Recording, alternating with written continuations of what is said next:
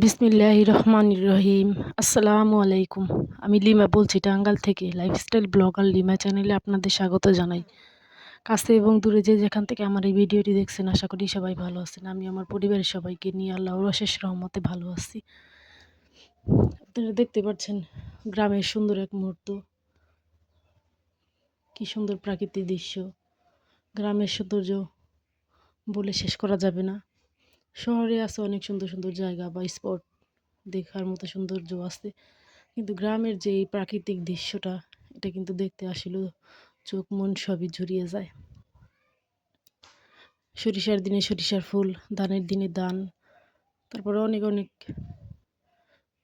সময় অনেক সুন্দর সুন্দর প্রাকৃতিক দৃশ্য দেখা যায় গ্রামের মধ্যে। এদিকে দেখতে পারলেন আমি ভাত বসিয়ে দিছি, ভাতের সাথে কলা সিদ্ধ দিয়েছি, কাঁচকলা। ভাতের মধ্যে আলু সিদ্ধ দিয়েছিলাম, আলু আর কলা আমি মিক্সড করে নিয়েছি মেখে।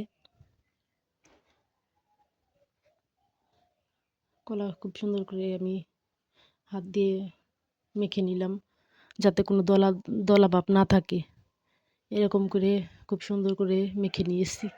মেখে নেওয়ার পরে এদিকে পেঁয়াজ কুচি, কাঁচামরিচ কুচি, তারপরে ধনিয়া গুঁড়া, তারপরে জিরা জিরা গুঁড়া, হলুদের ফাঁকি, তারপরে মরিচের গুঁড়া, এগুলো সব একত্রে দিয়ে লবণ দিয়ে আমি আবারও খুব সুন্দর করে মেখে নিব।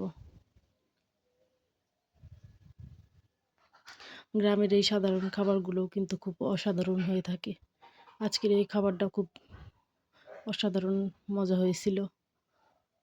এই কাঁচকলাটা আমরা প্রায়ই বাজারে বা আমাদের এলাকাতে পেয়ে থাকি। আজকের এই কলাগুলো আমার খালা শাশুড়ি এনে দিয়েছিল আমাদের। আমার এই ভিডিওটি যদি কারো কোথাও কোনো অংশে যদি একটু ভালো লেগে থাকে, তাহলে প্লিজ একটা লাইক, কমেন্ট, সাবস্ক্রাইব করে আমার পাশেই থাকবেন। আপনারা যদি পাশে না থাকেন, আমরা কখনো এগোতে পারবো না। এদিকে দেখতে পাচ্ছেন আমি সেই কলাগুলো সুন্দর শেপ দিয়ে তারপরে উল্টে পাল্টে ভেজে নিতেছি।